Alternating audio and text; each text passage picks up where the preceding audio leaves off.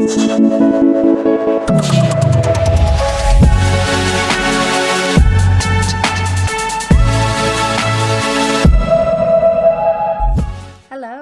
my name's Emma Pawson. I'm a learning designer from Melbourne, Australia. This is the first video that I have recorded, but I thought it was about time that I started talking about my process and the projects I've worked on. The first project I'm going to talk about is one that I completed as a part of the show. The show was a learning design competition that ran alongside a conference called the Learning Conference. I'll link to the details of the conference and the show in the footnotes of this video. But for now, let's have a look at brief one that the judges gave us. Okay, so the first round was a combination of 64 applicants, and we all had to submit our solution for this brief. Now, as you can see, the judges provided quite a lot of information, but let's have a little look-see and break that down. So they gave us a small brief on the left-hand side about the client and where the client was coming from. And in this instance, it was a local government agency called Liberty City. And they were looking for a solution in response to the COVID pandemic that we find ourselves in. Their brief was quite vague. They weren't too sure what they were looking for. But if we have a look at the brief and the email sent by Julia here, you'll see that they were looking for something simple so that it could be updated by their internal team. So nothing too complex, or the tool that they would use would need to be fairly straightforward. They were also looking for something that they could update because the pandemic situation was evolving rapidly. They wanted a minimal look, vibrant, and the language use would be conversational. What they also requested was a mock-up, and they outwardly disclosed their budget, which was $25,000. Now, on the budget note, sometimes the client won't disclose this. So it's important that you ask the question, what is your budget? Because your solution will be guided by that budget. There's nothing worse than proposing a wonderful solution only for the client to come back to you and say, oh, we don't have enough money for that. So that's one of the questions that you should ask up front. Another thing to pick up here that was really important is, what were the judges looking for? These judges were emulating what your client would want. So we know that the client wanted a mock-up, but within that mock-up, the judges wanted to know what tool we would use to build it, not the mock-up. What would we build the actual solution in? And why was this solution the best option for the client? And how was it future-proofed? And you'll see here also that there are some FAQs. So some of the candidates in the competition did actually ask some questions. And that's really important. Don't be afraid to ask your client questions. Okay, so the first thing that I did was use the Microsoft whiteboard to brainstorm what this brief was about. So you'll see here that I took a snippet of the brief to make sure that I addressed everything that the client asked. So what tool was I proposing this would be built in? And I proposed Inkscape. Inkscape is almost like a free version of Photoshop.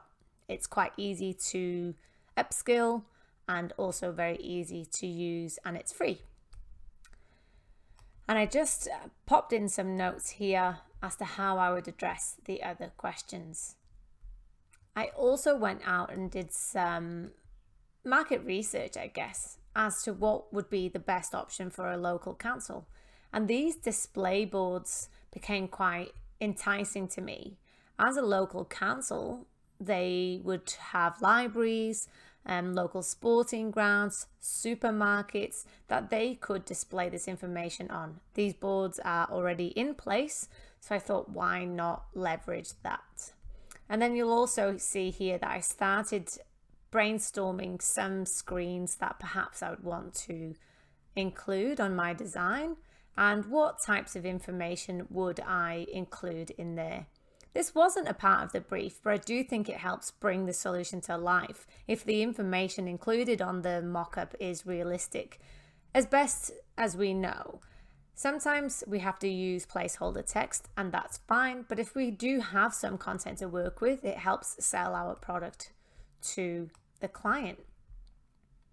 The second thing I did was draft it up in Adobe XD. Now, this was the first time I used Adobe XD, and I really did enjoy working with it. I found it extremely easy to use. And you'll see here that I tried to go for the minimalist look, tried to use some classic coloring for health campaigns, so it was easy for the end user to recognize as a health campaign, kept the fonts bold and large so that it would entice the end user to look at it. And you're probably wondering, are these custom illustrations? No, they're not custom illustrations. I found these on Freepik. Let's have a look at Freepik. So Freepik has a sub-brand called Stories. Stories illustrations are fabulous. They are fully customizable in that you can change the color scheme, you can remove elements of the illustration. So let's have a look. They even have a filter for COVID-19. So let's see what was available. Okay, you can see that this is a familiar color here. This is a similar kind of color scheme that I was going for. You can change the characters. So they have a selection here of 5 characters that you can use. You can also hide elements, as I said, if there's elements of the illustration that you don't want. And these can be downloaded as a PNG. But what's really wonderful about these is that you can animate them and create a GIF out of them too. So if you haven't invested in Freepik, I highly recommend this investment. It's the only image subscription I have, and Stories is the reason why. It is head and shoulders above the other subscriptions for stock imagery purely because of Stories. And as you can see, just with the COVID situation here, we have a wide selection of healthcare related illustrations, which made the design really easy for me to come up with. So back to Adobe XD. In Adobe XD, I decided to mock it up in 2 different sizes and orientations. I don't know the dimensions of these boards, but I thought it would be nice for the client to see them in the different orientations. I decided to mock up a carousel, and that's what these 3 dots here are indicating. And I was trying to keep the text on screen to minimal, making sure that the content that was on there was easy to read in a moment's time by the end user. And you'll also see here in the breakdown that I answered the questions that the client or the judges were looking for. So why is this solution the best option? How can this solution be future-proofed? And what was my solution? And that's all contained in my breakdown here. I also then created a PDF of this as requested. It's important to always go back to what your client is asking for. And you'll see here they were asking for a PDF and a date. It's important to pick up on these things from your client's request. In this instance, they gave us a sample of what the first mock-up would look like. So I then decided that I would take this whole experience to the next level. I would have been quite happy to pop this onto my portfolio. However, being a learning designer in the healthcare industry, I figured why not make this into something I could use as a portfolio piece for Storyline. So let's have a look. I'll open up my Storyline mock-up here.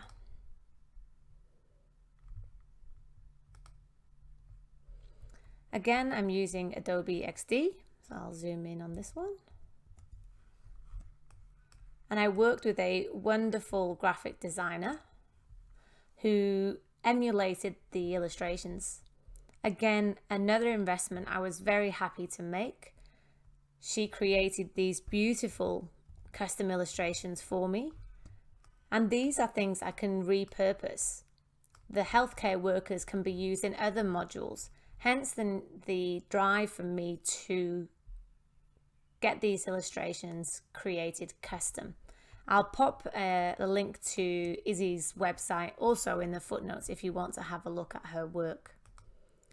Now hang tight, I will be publishing the finished storyline product after this video, so check out the footnotes and you'll be able to have a play around with what I've done. It's a small sample, but I think portfolio pieces can be kept nice and short, 3 slides or so.